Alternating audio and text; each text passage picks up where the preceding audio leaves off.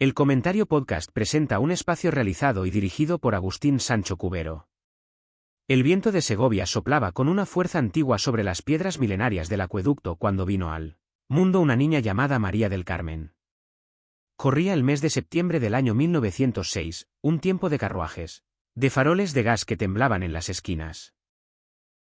Aquella pequeña, que con los años se convertiría en una de las actrices más queridas de su patria, nació en el seno de una familia donde el deber militar de su padre parecía trazar un camino lejano al de los escenarios. El capitán Manuel Prendes, hombre de normas estrictas, no podía imaginar que bajo su techo crecía una dinastía que llenaría de gloria las tablas de los teatros. Junto a sus hermanos Mercedes y Luis, la joven Carmen descubrió pronto que la realidad se le quedaba estrecha y que la única forma de habitar plenamente el mundo era a través de la imaginación. Los juegos infantiles en las habitaciones de la casa familiar siempre terminaban con la representación de pequeñas obras inventadas, donde Carmen ensayaba gestos, modulaba su risa y aprendía a mirar con una profundidad impropia de su corta edad. La infancia en Segovia fue un prólogo de piedra y viento, antes de que la gran marea de la vida la arrastrara hacia la capital. Madrid, con su bullicio de tranvías y sus teatros siempre encendidos, esperaba a la familia Prendes con la promesa de un destino diferente. Al llegar a Madrid, la joven Carmen sintió que la timidez provinciana debía transformarse en audacia. El ambiente de la gran ciudad en los años de la década de los 20 era un hervidero de sueños, de cafés literarios donde se discutía sobre el arte nuevo y de mujeres que empezaban a reclamar su propio espacio en la sociedad. Atraída por la vocación que ya ardía con fuerza en su hermana Mercedes, Carmen decidió matricularse en el Real Conservatorio de Música y Declamación. Aquel edificio de pasillos solemnes fue su verdadero hogar durante años de aprendizaje intenso. Allí aprendió que actuar no consiste en fingir, sino en encontrar la verdad más profunda de uno mismo y entregarla al público que espera en la oscuridad de la sala. Los profesores, hombres de modales antiguos, le enseñaron la importancia de la dicción, el valor de una pausa bien colocada y el misterio del movimiento escénico. Carmen no tardó en destacar por una cualidad muy particular: su capacidad para transitar entre la melancolía más absoluta y la ironía más sutil en apenas un segundo. Su voz, que poseía un timbre cálido y una resonancia natural, se convirtió en su mejor herramienta de trabajo. Eran días de esfuerzo constante, de memorizar versos clásicos y de asistir como espectadora a las funciones del teatro español, soñando con el día en que su propio nombre apareciera en los carteles de la Gran Vía madrileña. La influencia de su hermana Mercedes fue decisiva en sus primeros pasos profesionales dentro del mundo escénico. Mercedes ya se había abierto camino en las compañías teatrales más prestigiosas de la época, y su ejemplo servía de guía constante y de amparo para la joven debutante. Carmen empezó a trabajar en pequeños papeles, esas intervenciones breves que a menudo pasan desapercibidas para el gran público pero que constituyen la verdadera escuela de un actor. En esas funciones de tarde y noche, aprendió a respetar el escenario como un lugar sagrado, un espacio donde las jerarquías se desvanecían ante el talento y el esfuerzo diario.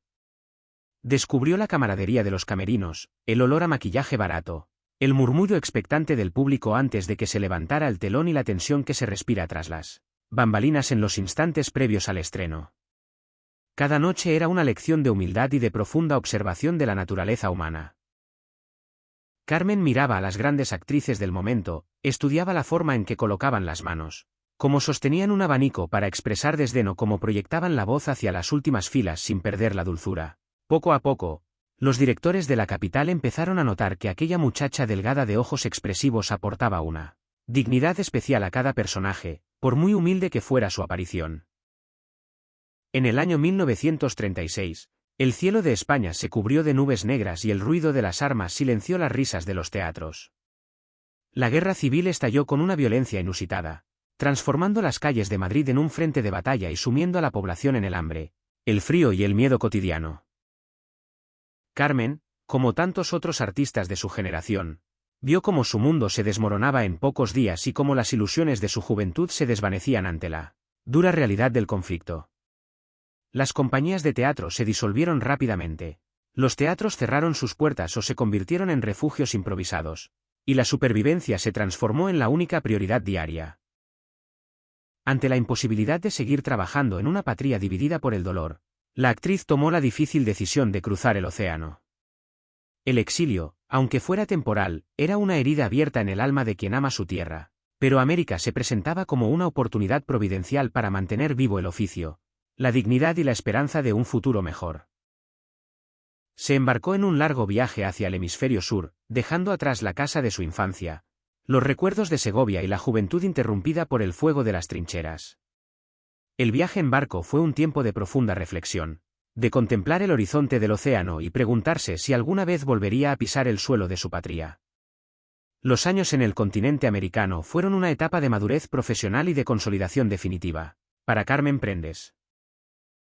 Países como Argentina, México, Cuba y Perú se convirtieron en sus hogares de adopción, lugares donde el idioma común facilitaba el encuentro humano pero donde también era necesario adaptarse a nuevos ritmos, diferentes modismos y sensibilidades distintas. Carmen se incorporó con entusiasmo a diversas compañías teatrales españolas en el exilio, trabajando sin descanso en interminables giras que la llevaban de una gran ciudad a otra. Desde los teatros de Buenos Aires hasta las salas más modestas de las provincias mexicanas, su nombre empezó a sonar con fuerza propia. En aquel periplo americano, la actriz demostró una versatilidad asombrosa, interpretando tanto los dramas de la literatura clásica española como comedias modernas que buscaban aliviar la profunda nostalgia de los emigrantes. El público de aquellas tierras la recibió con un afecto inmenso, valorando la elegancia natural de su estilo y la pureza de su dicción. Fueron años de intenso trabajo, de aprender a vivir con las maletas siempre listas y de añorar constantemente el olor a tierra mojada de su Castilla natal. Sin embargo, Carmen siempre consideró aquella época como una bendición que le permitió perfeccionar su técnica y adquirir una seguridad que solo se consigue tras miles de representaciones. Cuando la tormenta del conflicto y los primeros años de la posguerra comenzaron a amansarse en la península, Carmen sintió que el deseo de volver a España se volvía insoportable. A finales de la década de los años 40, la actriz regresó a una patria silenciosa, gris y temerosa, pero con la firme determinación de recuperar su lugar en la escena nacional. No fue un regreso sencillo, ya que el país que había dejado años atrás ya no existía y era necesario volver a ganarse la confianza de los empresarios teatrales desde cero. Sin embargo, su innegable talento y la enorme experiencia acumulada en tierras americanas no tardaron en abrirle las puertas de los principales teatros madrileños. En este periodo de reconstrucción personal y profesional, el amor llamó con fuerza a su puerta de la mano de Carlos Albiña. Su matrimonio con Carlos fue un faro de estabilidad en medio del torbellino de su carrera artística. Él se convirtió en su gran compañero de vida, en el hombro en el que apoyarse tras las agotadoras jornadas de ensayos y en el espectador más sincero de cada uno de sus estrenos. Con el apoyo constante de su esposo, Carmen se entregó de nuevo al teatro con una pasión renovada, integrándose en las producciones más importantes de la capital española y ganándose la admiración de una nueva generación de críticos que descubrían en ella a una actriz soberbia. Durante las fructíferas décadas de los 50 y los 60, Carmen Prendes se consagró como una de las máximas exponentes de la comedia española de su tiempo. Su estilo interpretativo, caracterizado por una sencillez y una agudeza cómica sin igual, encajaba a la perfección con el ingenio de autores de la talla de Miguel Miura y Alfonso Paso. Estos geniales dramaturgos retrataban una sociedad que intentaba sacudirse la pesadumbre del pasado a través de la risa ingeniosa, del absurdo cotidiano y de la ternura de unos personajes de clase media que resultaban cercanos para todos. Carmen poseía el rarísimo don de la naturalidad absoluta en la escena. Sabía decir las frases más disparatadas con la seriedad de un filósofo antiguo, provocando una risa limpia, cómplice e inteligente en el espectador que acudía a verla. Sus memorables interpretaciones en obras de enredo la convirtieron en una presencia habitual y muy esperada en la cartelera madrileña. El teatro español y el teatro María Guerrero, los grandes templos de la escena nacional de la época, la acogieron en numerosas ocasiones, permitiéndole demostrar que su registro interpretativo iba mucho más allá de la comedia pura y que era capaz de dotar de una humanidad conmovedora a cualquier personaje dramático que cayera en sus experimentadas manos. El cine, que en aquellos años dorados vivía una época de esplendor en España, no tardó en reclamar la presencia de Carmen Prendes. Aunque ella siempre se consideró una actriz de teatro por encima de todas las cosas, el séptimo arte le ofreció una oportunidad inigualable para inmortalizar sus interpretaciones y llegar a una cantidad de público inmensa. Sus primeras apariciones cinematográficas demostraron que su capacidad expresiva se adaptaba idóneamente a las distancias cortas del plano cinematográfico. Trabajó bajo la dirección de realizadores tan insignes como Fernando Fernán Gómez y Luis García Berlanga, participando en películas que con el paso del tiempo se han convertido en obras maestras del cine español. En títulos legendarios como La vida por delante o Plácido, Carmen dio vida a mujeres de la clase media, madres de familia, tías protectoras o vecinas curiosas, personajes que formaban parte del paisaje social de la España de mediados de siglo. Su actuación, desprovista de cualquier afectación exagerada, aportaba una verdad indiscutible a cada escena, sirviendo de contrapunto perfecto para el humor ácido, la ironía fina y la sátira de costumbres que caracterizaban a aquellas producciones tan queridas. La llegada de la televisión a los hogares españoles supuso una nueva revolución en la prolífica carrera de la actriz. La pequeña pantalla se convirtió rápidamente en un gigantesco escenario que entraba cada noche de forma gratuita en millones de salones, y Carmen Prendes fue una de las profesionales pioneras en comprender las particularidades técnicas de este nuevo medio. Su participación en los célebres espacios dramáticos de televisión española, de entre los cuales destacó el mítico programa Estudio 1, fue continua y de una calidad inigualable. Los telespectadores se acostumbraron a ver su rostro amable, su sonrisa acogedora y sus modales distinguidos en adaptaciones memorables de clásicos universales y de obras teatrales contemporáneas. El trabajo en aquellos primeros tiempos de la televisión pública era de una exigencia extrema, dado que una gran parte de las funciones se realizaban en riguroso directo, lo cual requería una memoria de hierro, una concentración sin fisuras y una agilidad mental extraordinaria para sortear los imprevistos que surgían durante la emisión. Carmen demostró siempre una profesionalidad intachable, ganándose no solo la admiración de los realizadores, sino también el cariño sincero de una audiencia fiel. La madurez de la vida encontró a Carmen Prendes en la cima de sus capacidades expresivas y rodeada por el respeto unánime de toda la profesión artística. Junto a sus hermanos Mercedes y Luis, llegó a conformar una dinastía mítica que encarnaba la historia viva de la interpretación en su país.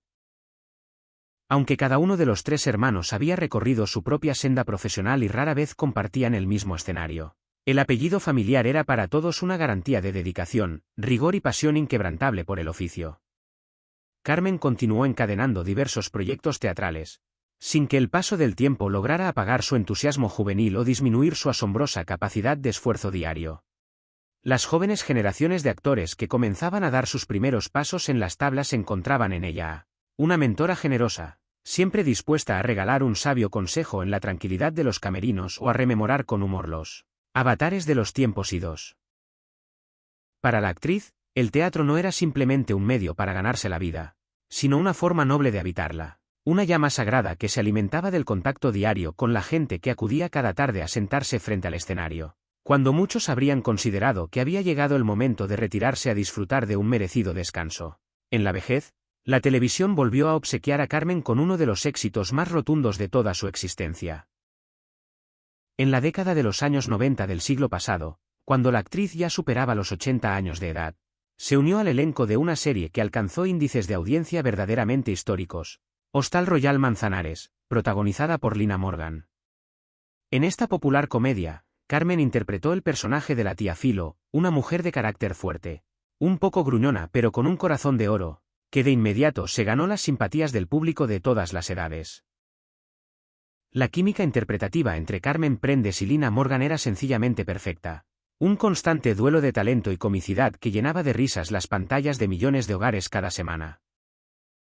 Aquella experiencia supuso un hermoso broche de oro para su trayectoria, un reconocimiento masivo y lleno de afecto que demostró que el genio de la comedia no entiende de edades y que la capacidad de transmitir emociones verdaderas a través de una mirada se mantiene intacta cuando se ha consagrado la vida al arte.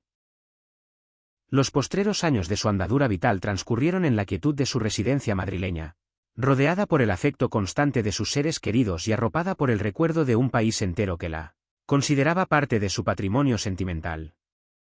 María del Carmen Prendes Lorenzo emprendió su último viaje en el año 2002, dejando tras de sí un vacío inmenso pero también un legado imperecedero de dignidad, elegancia y amor absoluto por el difícil oficio de la representación.